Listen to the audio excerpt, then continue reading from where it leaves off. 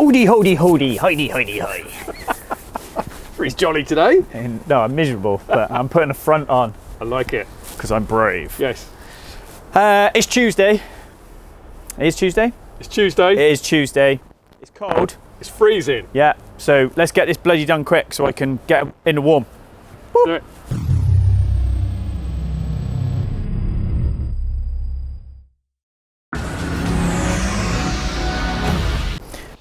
Morning. Ahoy. It is very, very cold. It is cold out here. Yeah. Why did we start out here? I don't know. We getting the misery done first. Was it like 1 degree? Is that? Mate, it's brutal. Yeah. I want to go home. I want to go home too. Yeah, I want to go home. What is cracking? So it is Tuesday? Is it Tuesday? It actually is Tuesday. It actually is Tuesday. Yeah.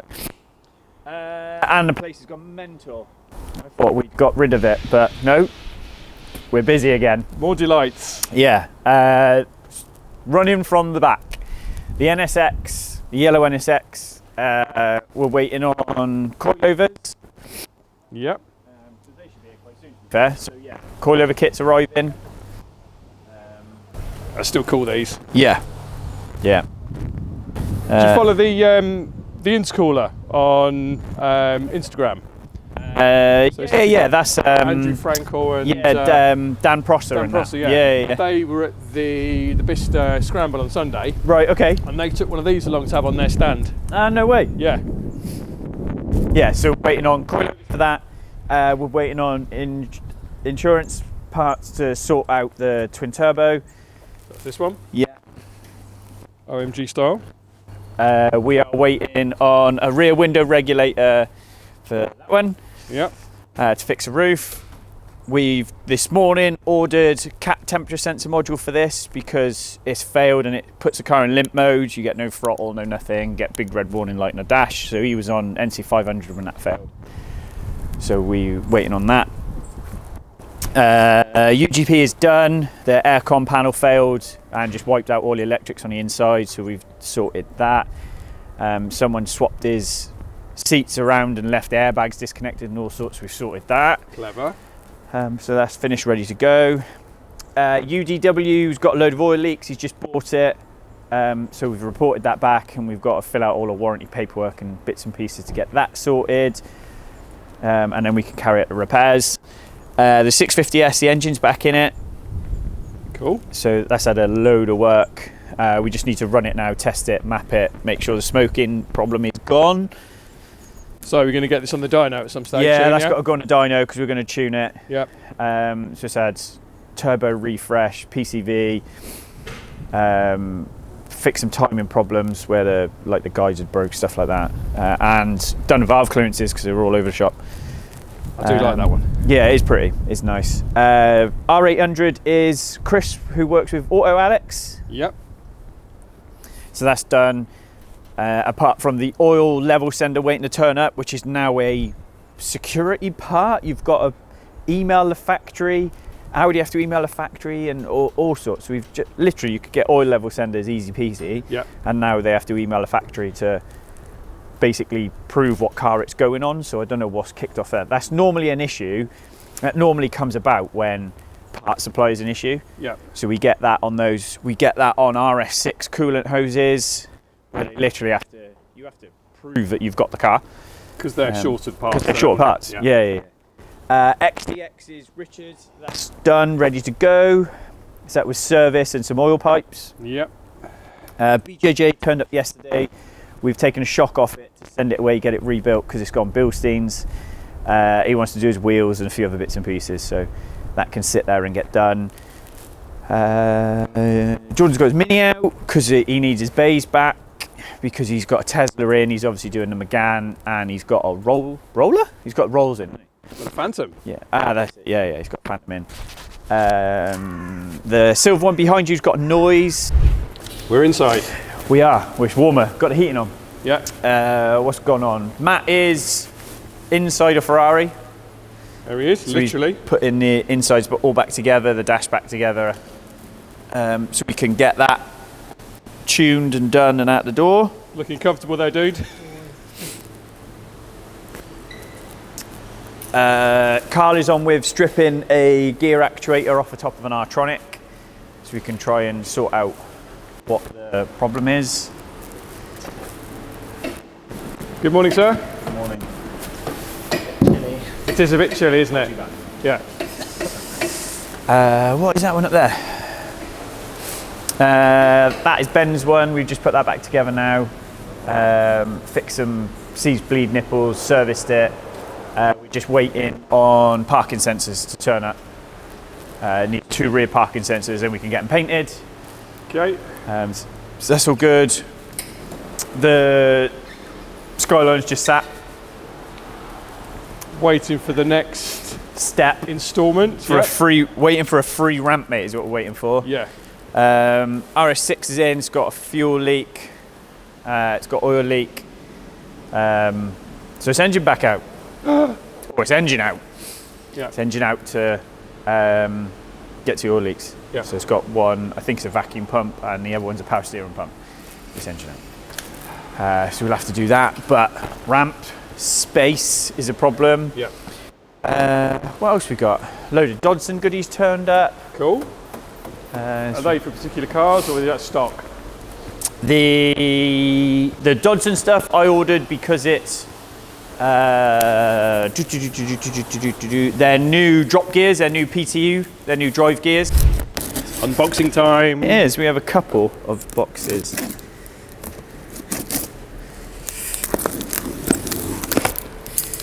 So this should be rear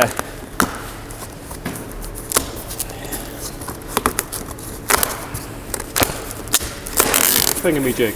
Yeah, sorry, I didn't even finish my sentence then, did I? Rear drive gears, rear drop gears. Yeah. So basically the output shaft Yeah. is what this is. Well packaged. It's heavy. It's like metal. Yeah. Metal?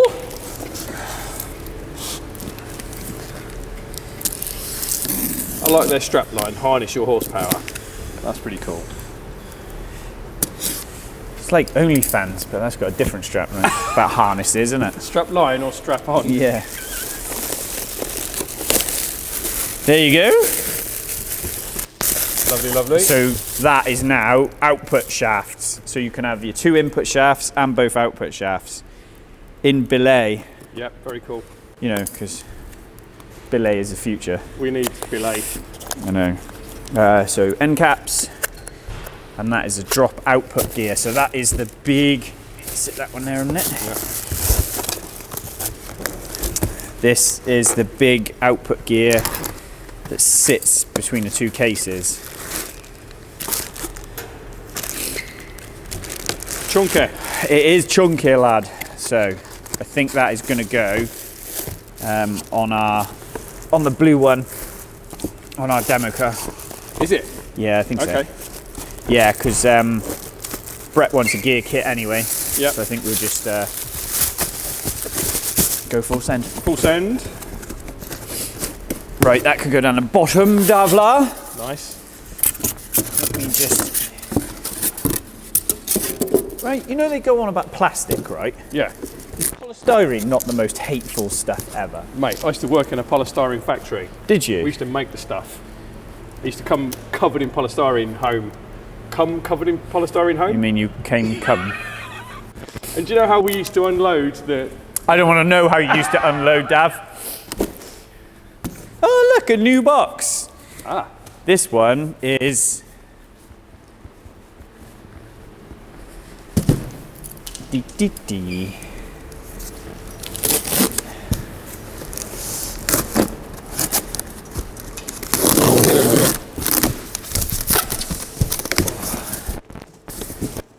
I know what this one is. Tank cover. There we go. That's Quite goodies. That's not an R6 part. That is for a car, if anyone is asking.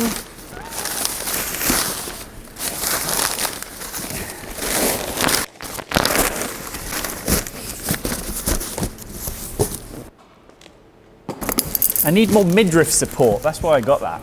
Right. Now, Noble parts. Noble parts. Hey. Well, it's not Noble parts. It's actually Golf R parts. Yeah. But it's going to go in my Noble engine, or my Golf R engine is going on my Noble. There we go. And where have these come from? EcoTune. There we go. From So this is Stanley's. This is their new 4-port head. Yeah, yeah. That's quite a trick part, that, isn't it? Yeah. So this is all the hoses. Let's have a look. As they say in Scotland, brand new, by the way. So that's all the adapter hoses for the turbo kit.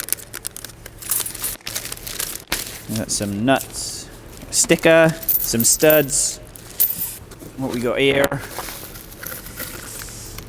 Head studs, head stud kit.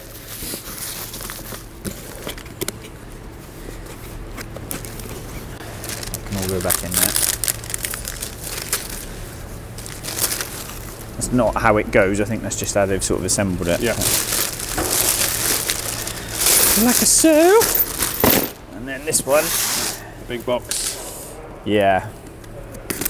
So it's all on their website now. So it's basically 4-port head and a turbo kit. Yeah.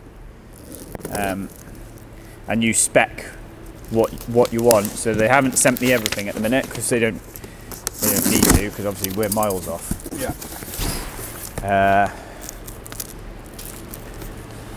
Head gasket.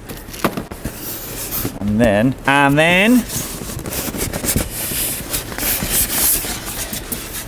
a head, right?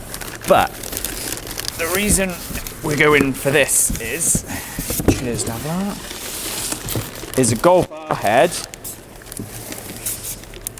Yeah, is a common manifold, right? So it's got that big bloody square horrible thing at the back. Yeah. And this has got a good old-fashioned 4-port. Ooh, look at that. Very cool. Yeah. So obviously we've got valve train in stock, everything. So I'm going to machine all the throats back. Yep. Can you see we do it anyway when we hand port them. But can you see that there where you've got that nasty step? Yep. So we blend all that. Nice. Because it is, if you stick it, well, if I show you over the... Hang on, let me just adjust this. Right. Do you want a light? Which one? No, it's fine. So like if you go down there, look, that's a big step. Yeah. So you get that on all of them. So we just blend that out. So that's inlet port. And then the exhaust is quite nice actually. So we'll do a little bit of playing with that. My knees are in now. Yeah. So yeah, if you have a Golf R and you want to go crazy, Stanley is your manly. Absolutely.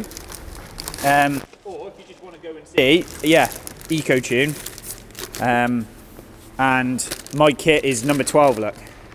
Number 12. M12. Yeah. Because he's not doing 35 kits, otherwise I would have had 35. Of course you would. Goodies, goodies, goodies. New toys. I know. Right, let's get them sold. Yeah. Well, gear kit anyway. Yeah, so we've got Corey's to finish, and then Jürgen from JM sent me a box down as well, so I've got to get that done. Okay. Corey's the twin turbo Hurricane. Lamborghini. Yeah. Yeah. He covered it in Christmas lights at Christmas. I saw that. Obviously. That looked pretty cool. Loads of yeah. So that's all right. Yeah, and I think that's about it. Right, I've got some questions. I'm freezing, so I'm going to make tea first. Good man. And then Let's we'll do some that. questions. Let's have a brew. You appear to be in a Skyline, sir. I'm in a Skyline, not a GTR. Yeah. Thought we'd sit here and answer in question corner. Sounds good to me. It's the only thing it's bloody good for at the minute. Just a prop for our videos. It is a prop for our videos. Yeah. J-Tuner, take that sticker off. So we had some questions off the last video. That's video, isn't it? John Rowell, great to listen to you guys. Thank you for sharing and showing how much time goes into the prep. I would like to ask if you reuse the head studs again after this process. Look forward to more on this build. So this is a question on the bottom of the 720S video engine build, so where we put the torque plates on. Yeah, we would reuse the studs because they're not stretch bolts, they're not stretch studs, so that's fine. We take an initial measurement of each stud, same as when you do head studs, main studs, all the same. You take an initial reading. Same with stretch bolts, ARP stretch bolts in rod bolts, because you can reuse those, providing they don't stretch a certain amount. So yeah, we would reuse those, that's fine, especially on a dry build. There's been no heat cycles into it. Cool. Grey Area 570. Can you feel the difference when pushing a liner in if the O-ring is twisted? I found that my sense of feeling for any binding slowly disappears when using kit to push liners in. Not when you're pushing them in, I don't think you'd feel it anyway. But we check they're not twisted before we start pushing the liners in, and you get a feel for how the liner goes in anyway. So if it does bind up or tighten up, then you know something's wrong. So yeah, I don't think with any kind of tool you tell if the O-ring was twisted. That's more of a visual and a feel thing before you put the liner in. Yep. MCL Stormtrooper, how thick are your torque plates? I'm about to make a set for myself. Love the McLaren videos, make them as long as possible. I watch them over and over. We make torque plates as thick as the heads. You see loads of people make really thin torque plates and then they stack it up with washers and shit. Nah, we just make it as thick as a head. And there's a reason for that as well. It makes machining a nightmare, but then that's someone else's problem. But I want it to replicate the head. That's the whole point of it. So if it's, you know, a quarter of an inch thick, well, that isn't a torque plate anyway. It'll move. And then if you're stacking washers and spacers and stuff on top, yeah, it's just not the right way to do it. So I always do it that way. Ross Charlick, love your videos. 2G in car mechanics and engine rebuilds. I don't know. Love your videos. I have an Audi A6 2-litre TDI. Is it worth mapping and having a DPF removed? Just worried the DPF will get blocked over time. It's illegal to remove your DPF, but the best thing I can think of is if you've got a diesel is talk to Ryan at Darkside. We don't do oil burners and he does. So he'll be able to tell you the best thing to do and what to watch out for and stuff like that. So I would say he's your best call. Yep, definitely. Steve Swain, hi all at REP, Happy New Year. Ricky, this may be a question you've already answered. What's the benefit of fitting liners and why do tuners use them? Right, thanks Steve. Okay, so in the McLaren, they come standard with liners, same as the Murcielago V12, and they're called a wet liner. So it goes in the coolant jacket and there's normally a seal to stop water getting into the oil. So that's how they're made. So Murcielagos, all the McLarens, Ferraris, certainly the earlier stuff. Then you'd like old MGs or MGs, ZF, stuff like that. They had what was called a wet liner. I think what Steve's referring to is when we take a closed deck aluminium block like out of a V10, R8 or Hurricane and we put steel liners in it. We do that because they're stronger. So if you think aluminium with a Nicosil, or it's just not Nicosil, Alusil coating, is easy to burn through. If you use a ductile iron liner like a Darton liner or LA sleeves or anything like that, machine your block and press them in, they're super hard then for when you want to get really crazy with the engine. So we would do that if a block is damaged because you can't save it, and rather than buy a new block, there is a crossover point. It all depends where the customer wants to go with the car. But we would sort of liner either a damaged block or if we were going crazy on a build. So the two R8s at the back, one is having a linered block, one's having a stock block. Right. So yeah, two different reasons why you do it, but it all comes down to how the engine starts life anyway. So GTO, I like that. Hi guys, love the show. Ricky, why do you remove the studs every time you're reusing a pair of holes for the next one? Why not just undo the studs and leave the studs in place? Because I got to put a piston in. So they're getting away. So if the pistons were in and I was doing anything after, yeah, the studs would go in, and then they'd just all go in. But because I'm taking them back out, because I've still got to put pistons in yet, so they'll get in my way. You're comfortable now. Your knees gave up, mate. I'd sit down. Grey area 570. At what point do you decide to reface the torque plate? Looks like it's made of alley, clamping steel liners. I'd expect to see some indentations after a while of usage. I've never had to do it yet, and I haven't really got marks on the bottoms of any of them. So, but we could, because they're aluminium, we could if we needed to. What were the zero offset clip-ons you use? This is from Andy Williams. Looking at getting some of these for my KTM and ZX10R. So the Renthal bars I've got, the clamps, sit the clip-on in front of the fork tube. Yeah. So zero offset bars. If you think that's the top of the fork. Yeah. So the Renthal clip-on's a bracket with a hole in the front of it, and the bar comes out in front of the fork. So you've got a stretch for the bars. So zero offset ones, like one-piece ones, like the S1000 and stuff like that, where the bar is mounted to the bracket itself and it's in line with the fork leg. Yep. So what that does is it brings your arms back into your body, or ultimately allows you to be more upright on the bike.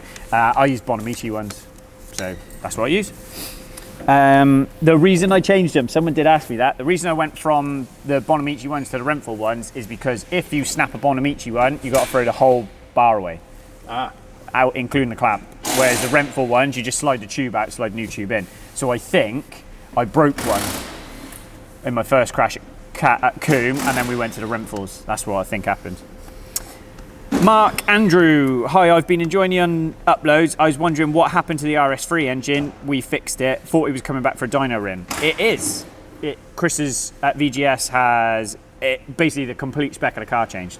So we finished the engine, and then the customer were like, well, as soon as I got my engine done, he's gone for big turbo, fuel system, the lot. So Chris has been building that. It's due back next couple of weeks to go on a dyno and get tuned. Cool. So yeah, we'll see the end of that one. User Kai1 KS3 GY4, I don't know. Happy New Year to you all. Track cars, how about the V8 M3? Also question, when people talk about stroking an engine, I know they don't mean opening the bonnet and touching up the rockers. So stroking an engine is when you make the stroke of the engine longer. So you change the swept displacement or the swept volume of the cylinder by changing the stroke of the engine rather than the bore. So you can overbore an engine where you make the hole the piston sits in bigger, yep. Or by changing the crank, you can change the swept volume. You'd have to change crank rods, pistons. But if you look at like old, so when you were doing Evos and they were 2 litres, like 4G63s, you put like a 4G64 block in it and then a stroker crank and you'd have a 2.4. Yeah. So I remember those. That's what a stroker is. On our stuff, we don't really do it.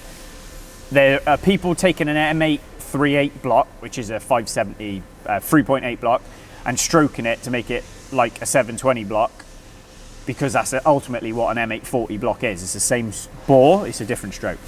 And people have gone bigger on the 840 blocks then, the 4 litre blocks, and then stroked them as well. But when you're at this, with this stuff, it doesn't really happen too much. That's more of an American thing where they change stroke depending on what they want the engine to do. But with this supercar stuff, not many people really do it. So there's other places to spend your money on to make power. Yeah. And it's very rev dependent. The shorter your stroke, the more you rev. Longer your stroke, less you rev. That's ultimately how you can do it. Bart Vraken. If you're doing Q&A, I'm going to Cartagena for the first time in March. Any tips since you just went? Seems like a place you need short gearing. No, you don't need short gearing. I run 1544 on my R6 and I pretty much did everywhere last year. The only place I definitely would need to change is Donington. I'd go 1545 and run 5th up the hill. But Cartagena, don't do anything special with your gearing. So if you were like, I would say whatever you run at Donington, or just run that. So like I said, 1544 I run at Donny, and that's what I run at Cartagena. The trick to Cartagena is really late apex. Hang the corner out, and then really late apex. Every corner is the same. And take your time. Pinderwagon, you've said on this video and on Facebook, don't buy a 30 grand R8, but I wonder if with the current prices being lower than ever due to current market, if this is still the case. Yeah, it's still the case. We're seeing cars coming in now. Cars are still selling at V10s are 50, V8s are 40. That's the general rule of thumb. If you're buying... Oh, pardon. Noisy.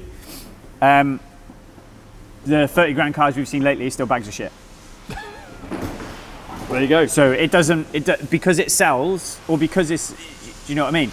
It's like, I've still got clients putting cars up for that much money. Yeah, you might grab a bargain, but I still think they're worth that money. They haven't dropped 10 grand. Not at that level. Not for me anyway. Everything we see in is coming in, yeah, it's still low end, low 30s are still rough cars. You think Nigel's thinking about getting one? Yeah, and Nigel's desperately trying to find a V10 deal, because obviously he does loads himself, doesn't he? So, yeah. So if anyone's got a cheap V10 that needs brakes and suspension, you want to get out of it, give Nigel a shout, or give me a shout, and I'll put a Ricky tax on it and sell it. No, so Nigel's the lad that's helping us sort out the Nürburgring trip. Yeah, with the crazy Aero Mark II Golf. That's it, yeah. So he's desperate to try and get in a V10 ready for end of the year. So yeah, if anyone's got one they're trying to get out of, give us a shout. Howard Palin, question. You've mentioned in the past the various costs of refreshing some of the car engines. Can I ask how much does your R6 engine refresh cost? Happy New Year and look forward to seeing you on tracks. Right, R6s are probably the dearer of the 600s to refresh because the valves are bloody expensive. So they're like 150 quid a valve because they're titanium. Right. So mine did a lot of work last year, so mine's going to have a new set of valves. So there's 16 valves at 150 quid. Labour for a good engine builder like Paul is at PCR. Talk to them, but in my head, I've budgeted £1,000. I need a clutch because I've done 6 months on it, so I need a full clutch. So 500 quid for a clutch. Then it's going to need rings, shells, rod bolts, valve stem seals, so maybe another £1,000. So I'm probably into 4 to 5 to get it refreshed. Okay. But remember, mine's 140 odd horsepower full supersport engine. So it's a different. It's different to what I'd say a stocker is. But that's probably what it's going to cost me. Just to say, a bit of noise in the background. Is Carl doing some work? Hi, Carl. A lot of questions today, dude. I know. Ben McCarthy, question. Is Motul 1060 300V advised for hard daily road use? Too many unanswered variables in that question. What car is it? What oil grade should you be using? What the hell is hard daily road use? Is it a petrol? Is it a diesel? But if you're using 300V in a road car, you should be changing it every 1,500, 2,000 miles. It's not designed to be used in a road car. So I'd be using 300, I'd be using 8100 or X-Clean or something along those lines. I'd be using a road grade oil. Yep. 1060, if you're on about an R8, definitely not. Oil temps be through the roof. They're not designed to run on that. They're designed to run on 530. Why people think that the more power you make, the higher your oil grade you need is beyond me. If anything, it's the other way around. You need working fluid to take temperature out, not add temperature in. So think of it like thicker blood in your body. If you make your blood thicker and thicker and thicker, your heart's got to work harder and harder and harder to move it around your body. Which is why whenever you've got a medical problem, you're given blood thinners. Of course. To move your blood around your body easier for the same amount of pumping. Stroke. Yeah. So yeah, 1060, I don't run 1060 in anything. What runs 1060? What, M3s? That's about it. Someone mentioned about M3 as a track car. I don't know, they are good, but I got a couple of mates with them who run them at Coombe, and I've driven them, and they just don't, I don't know, just, yeah. Don't do it for you. No. Although I did see, matey at Nürburgring has just driven an was it an E36 M3? Might have been 46 with a V10 M5 engine in it. It was an E46 with a V10 it a 46 because Phil at Driftworks Right, has got okay. one with the V10 conversion as well. If I was going to do a BM track car, I think it'd be an E46. E46 is cool. Yeah, and I would make it look like the grey and blue car at Need for Speed with a massive wide arches on it. Make it look like an old DTM car. But prices of those have gone up as well. Yeah, it's ridiculous, isn't it? I don't need help wasting money on cars. And what did that 190 Cosworth go for the other day? 14,250 quid. Gutted. Mate. I know. Mate, if only I hadn't bought a Skyline, could have had a 190 Cosy. Oh, poor Skyline. It's all right. We got to get this finished. We need to go see Paul. We do need to go We see say Paul. it every video. Yeah. I had an email this morning that the hats are due. So they have been shipped. So we'll have them. So they'll be up on the website. Bobble hats imminent. Track days are up on the website. Get your spaces booked. Because we do run limited numbers. So the first one is May? April? May? Get it booked. And I think that's about it, isn't it? I think so. Is that it? That'll do for now. That is it. That is it. Right, let me go and run this car on the dyno. Cool. Laters.